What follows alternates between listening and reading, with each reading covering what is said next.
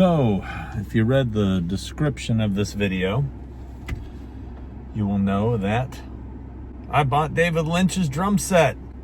Pretty wild, pretty wild. So, little backstory on how this happened. So, a lot of you know I am a drummer, and I've been looking into buying a new kit, and one of the brands I've been looking very strongly at is a DW kit. I hadn't really actively sought one out, but I was like, you know what, I think I'm gonna get a new kit, and just wanted to get something smaller toms. My custom OCDP kit was just a monster kit, like monster as far as the shell sizes. It was like a bigger is better kind of mentality back in the day. I've had that kit since I had it made in 1994. So I had my eye out for a new kit. Well, I saw the David Lynch auction was happening because obviously he passed away. Huge David Lynch fan. So I went in mainly looking for props because, as you know, if you watch my channel, I'm a big prop collector. Well, wasn't really much in there in ways of props, but he had a ton of musical equipment because he was a musician. He put out a few albums. He had guitars, he had keyboards, he had recording equipment, microphones, and he had a drum set.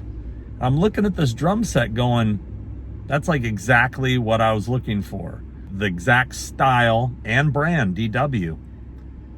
And there was a lot of stuff there. There's a lot of extra pieces, like 3 snares. There was all kinds of stuff, some electronic pads and everything. I'm looking at this going, man, this is like $20,000 worth of drum equipment, probably, you know, just guesstimating. It's like a ton of drum equipment. They're selling it all in one lot. And I thought to myself, you know, this probably won't go for what it's worth. People that are coming to this David Lynch auction are there to buy David Lynch stuff. And this drum set, which buying a giant drum set is a commitment. You got to have space for it, all that stuff. Plus, if you've ever dealt with auction houses, shipping is where they kill you. Little bit of advice here for anybody who buys from auctions. They kill you. They murder you on the shipping. That's where they really get you. Now, fortunately for me, being someone that lives in Southern California, a lot of the time I can go pick it up. And Julian's Auctions, where I am sitting in front of at the moment, I'm in their parking lot, I'm able to come and pick it up in person and save the nightmare, which is auction house shipping fees. Well, I'll give you an example. This is a quick example. So I just bought something recently from Prop Store. Prop Store does LA auctions and they do London auctions. Man, for me, do everything in my power to avoid ever buying from their London auctions because that's where they really murder you. Overseas stuff. I thought, okay, you know what? I'm gonna buy this because it's paper. It's no big deal. So what I bought was I bought a couple documents from Clockwork Orange that were signed by director Stanley Kubrick. Because I didn't have any Stanley Kubrick autographs in my collection, so I bought 2 autographed Stanley Kubrick documents that pertain to the making of the film A Clockwork Orange, which happens to be my favorite film. So they were overpriced at the end of the day, but I bought them and paid for them, and they were shipped to me, and it was all good. Well, FedEx then sent me a bill because they have some tax thing they do or whatever. I don't even know. Yeah, who knows? It's some bullshit fee. But I got hit with a $300 and something bill for receiving an envelope. An envelope. I mean, an 8x10 envelope. Unbelievable. So that's the kind of shit I'm talking about. So anyway, I'm sitting in front of Julian's. I'm about to go in and pick up my drum set. And oddly enough, on the way here, literally just around the corner in Gardena, I passed en route to here, Caesar's, which is the restaurant that was Winky's in Mullholland Drive. So after I get my drums, I'm going to stop over there and have a little filming location, little Horrors Hall of Grounds action added into this. Because it actually looks like they're going to tear it down because it's abandoned and boarded up. And go see where my good friend Bonnie Aarons, who a lot of you don't know Bonnie Aarons, who played the Nun in the Conjuring movies and the Nun and all that. She was the trash, I don't know if you call it dumpster monster, trash monster from Mullholland Drive. That's her. She's the homeless person in the dumpster area. So we're going to go take a look at that. So get ready for that as well. And anyway, I'm going to go in right now and get my drum set. Let's do it.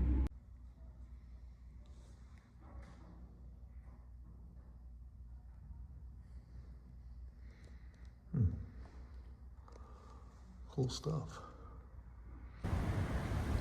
So just down the street from Julian's is Caesar's. And this was Winky's in Mullholland Drive. Pretty crazy. This thing looks like it's not long for this earth. As you can see, looking a little rough. Wow.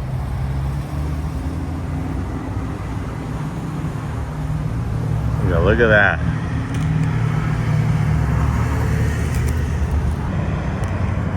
Yep. Doubt this is going to be around too long.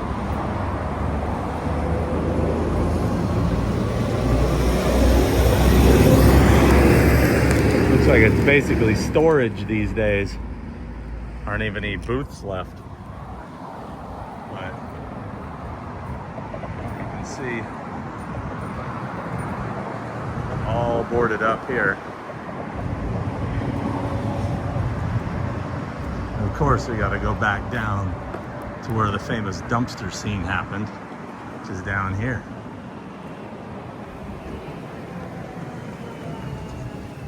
Right back here. Around this corner.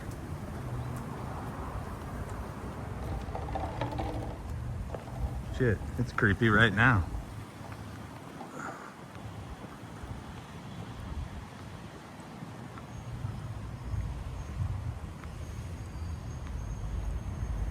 Right here. Right behind Winky's.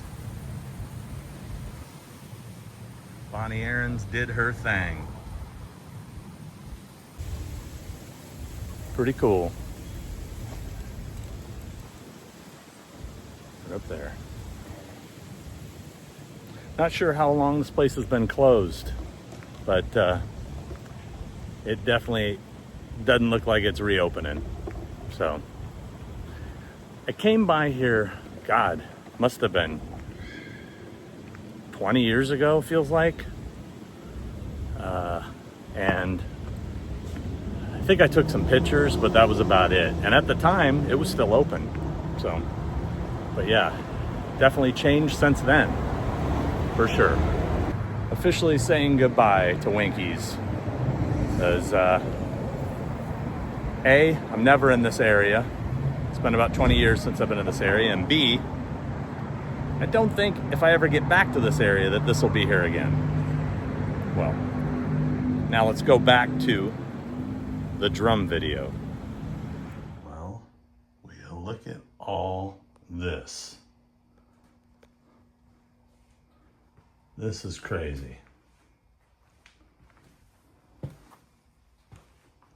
It's full of cymbals, tons of heads there. I haven't even gone through that yet. I'm not even 100% sure what this is. It's not a conventional bass drum. That's a bass drum over there. These are all toms and 3 snares, including this metal one, which is heavier than hell. All the stands, pedal. David Lynch had a double bass pedal. That kind of makes me happy.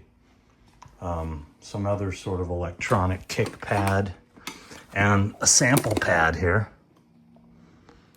This is a ton of equipment. This is a ton of equipment right here. I already have my own drum set in there. Those are all my stands over there, but this is crazy. So it's very.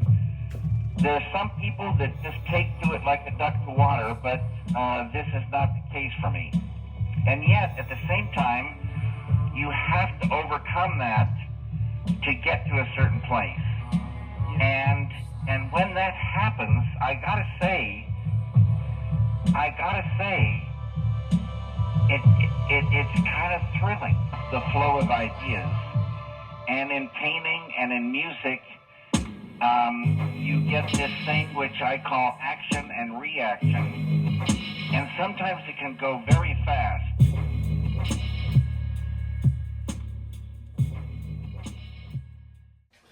So, as you can see, I have 3 snare drums.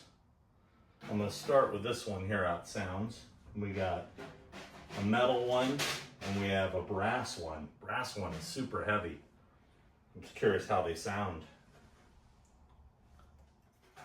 Now I'm going to set this drum set up as purchased and then through a process of elimination decide what pieces I'm keeping and what pieces I'm going to sell to the masses.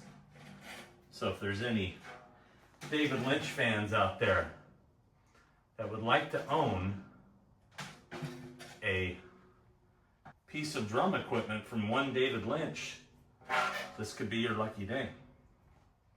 Start positioning it. It's a bit high for me. I kind of like my snare a little low, maybe not that low, but we'll figure it out. There are sticks here.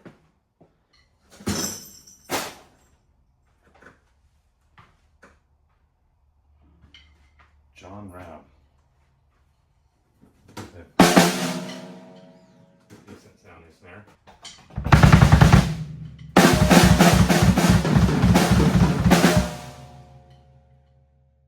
The ideas are just flowing. You see something, you react to it, and then you know what to do next. And it's just a flow.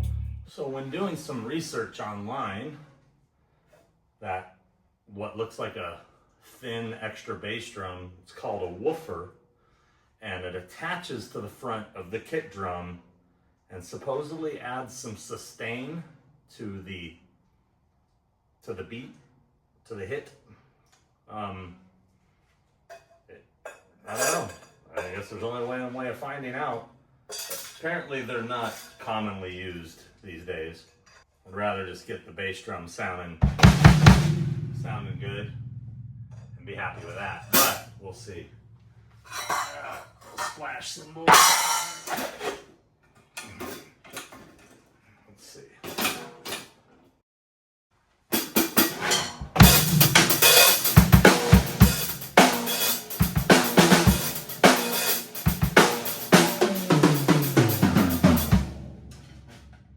A little higher.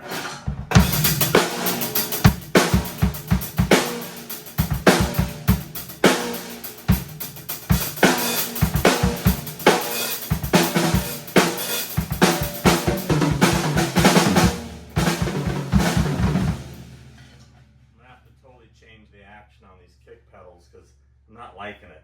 They're a little too, I need a little more drum shit. Need a little more of that. Don't need so much of that, need a little more of that.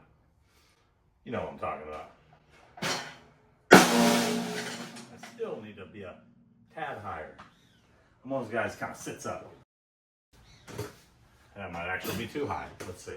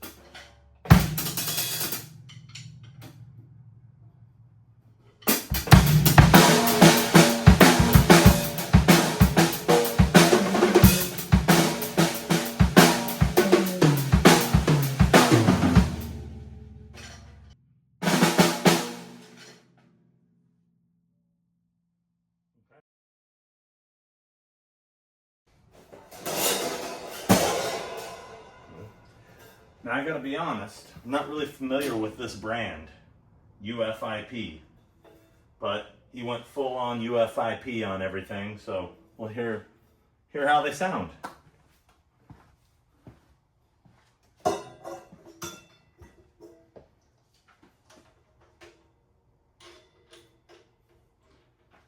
I myself have always been a Peisty man, but again, I'm open to new things. You know, sort of. So let's start any rumors.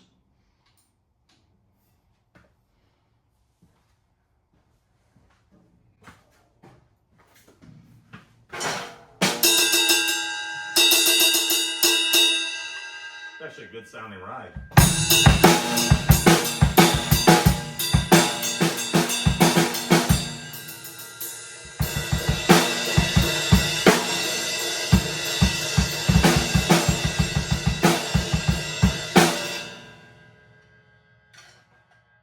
Good sounding ride. It's really bright.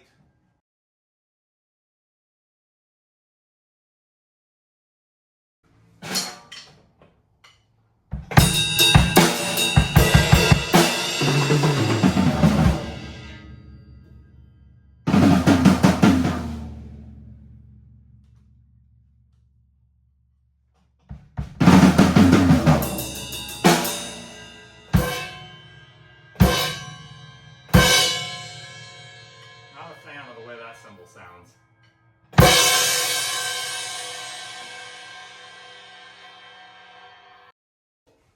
I have higher hopes for this one. This one looks nicer. So let's see.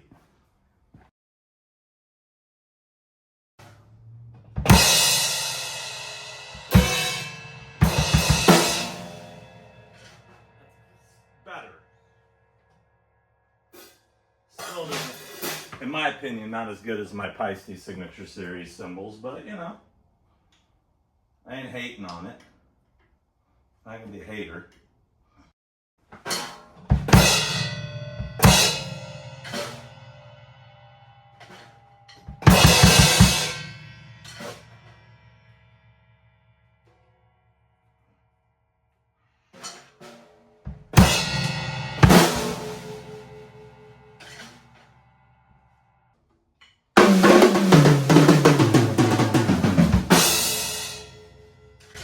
That tune. If anybody gets that one, I'm impressed. That was a drum intro to a metal song from the 80s. Not going to say the band, but if you knew that, I'd be impressed. Comment below. You'll get a prize if you're the first to get it. Let's get rid of this cymbal for a second and try this other one. See how it sounds.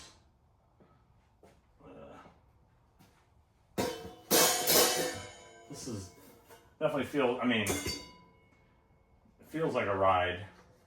Could be a heavy crash. Might be a heavy crash. I think it's a ride though.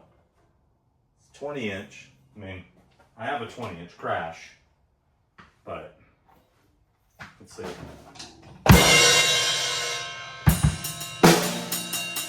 a ride. Actually, this is more. This might be a heavy crash, and this is a ride.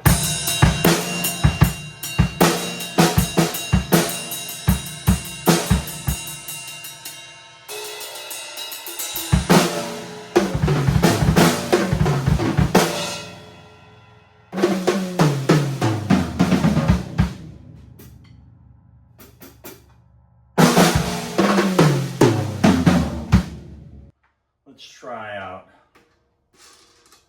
this last cymbal. Well, there's a couple of small splashes. Let's see what this one sounds like.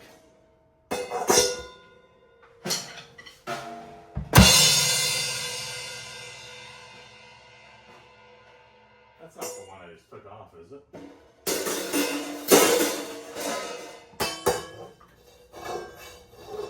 Yeah, maybe it was. Let's try this one.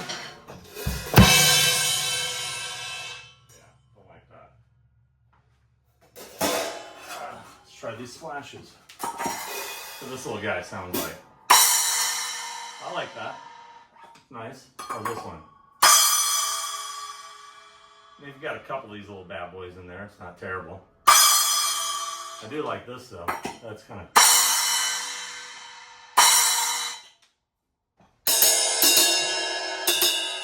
It's got a better bell to it.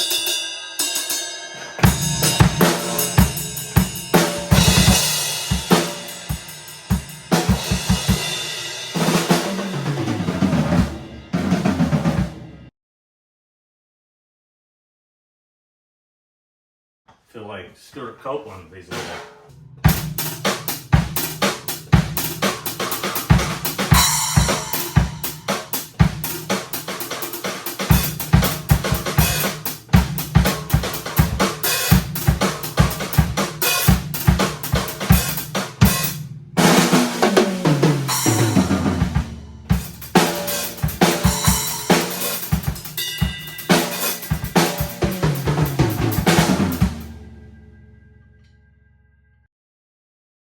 Yeah, I really don't feel like I need this thing.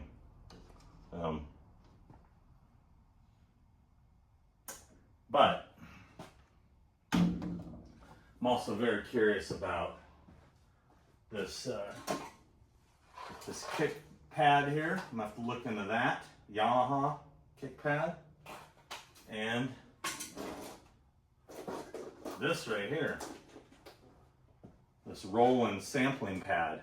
I'm really curious if there's any samples programmed in here already. If David Lynch programmed any custom samples into this. I'm very curious. I have to play around with this stuff. So anyway, got all this stuff. I've got a ton of David Lynch used drum heads.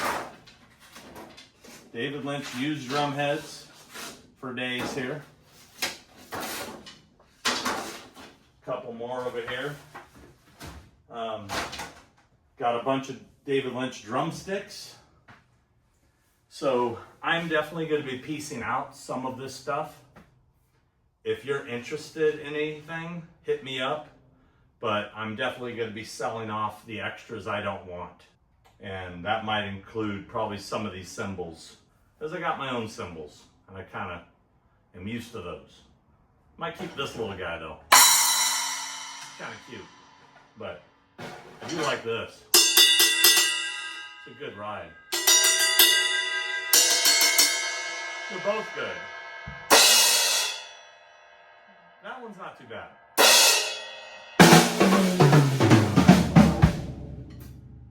This is fun. And I own a really nice drum set now. This is exactly the kind of kit I was looking for. A DW kit, condensed toms, little more of a Rush sounding type kit as opposed to my monster toms that were like 12 by 12, 14 by 14, 16 by 16, 18 by 18. Yeah, for real.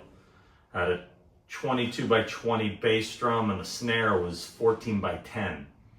It was deep. And yeah, that kit's just boom, boom, boom, you know. That was like,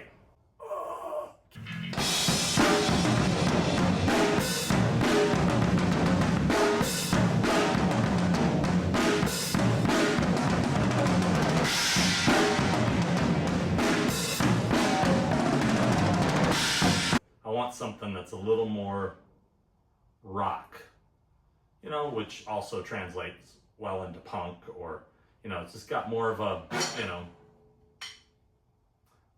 I don't know what the word is. What's the word?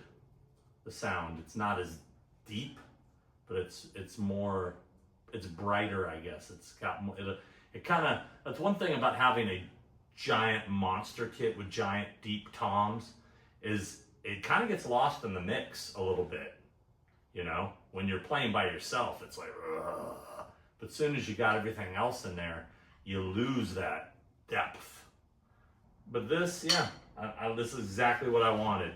And I was cool with just 4 toms, but I'll take the extra little baby tom over here. Why not? It's cool. I'll take that. Doesn't really get in my way. When I first started playing drums, my dad I think it was 12, bought me just a snare and drum lessons. And he said, well, if you stick to that, then I'll get you a kit. And then about a year later, he got me a bass drum, 2 toms and a floor tom, and terrible sounding kit. But you know, it was awesome. I got pictures of it somewhere when I was little playing it. And then somehow my dad had a customer, my dad was a mechanic, had a customer, and somehow he finagled this Slingerland kit off of him. And it was a nice kit. And it was a single bass drum, I believe 1 floor tom, and maybe two. So it might have just been, yeah, like a 4-piece, maybe 5, I don't remember. And it was chrome. It was like mirrored chrome. I screwed it up. Anyway, I pieced it together with my other kit because I want a double bass. So now I got 2 bass drums. And then I had, at some point, got some rototoms, like the 3 rototom rack thing, which I love the sound of rototoms. Like this. That has a rototom sound, that high, and it was cool as you just turn it to tune it. And I loved rototoms. Some of my favorite recordings were done with rototoms. Terry Bozzio used rototoms a lot, especially in the early Missing Persons albums. The very first 30 Seconds to Mars album, the drummer, Jared's brother, what's his, great drummer, phenomenal drummer. He used a lot of rototoms on that album. I'm assuming they sound like, I'm pretty certain they're rototoms. But that first album, I love the way they bleed through the mix, and it gives it sort of an 80s-ish feel to the drum tone. So I've always loved those. I don't know what happened to my rototoms. But anyway, I put this whole thing together, man. It was a Frankenstein kit. I've got pictures of me, embarrassing pictures I'll show you here, of my Frankenstein kit. And then I was working at Alva Skateboards, the Alva Skate Factory. This is 1988, 89, 90-ish, in that period. And we used to sell this grip tape. I still have like half a roll somewhere. And the grip tape had bats cut out of it. Like, so it was bat grip tape. And I wrapped every shell in this fucking bat grip tape to make them all match. Thought it was genius, right? Sounds like a cool idea, right? Punk drummer, skateboard grip tape drum set. The thing I didn't take into account is, if you ever handled grip tape, it's like sandpaper. And you're carrying those drums, or you bump up against one, oh my God. Yeah, not a good idea. Funny thing is, I really have no clue. I don't know if I've just taken it out of my memory. I have no idea whatever happened to that drum set. All I know is in 1994, Orange County Drum and Percussions, that used to be based in Lake Forest, California, when they were independently owned and made their own kits there, I went and got my custom kit, which is in those cases right there. 1994, got that kit made, and I've been playing that kit ever since.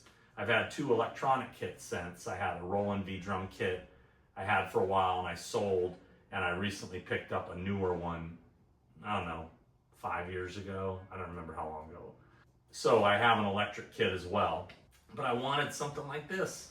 And it's crazy because that kit, although less drums, takes up more space because they're big. They're big.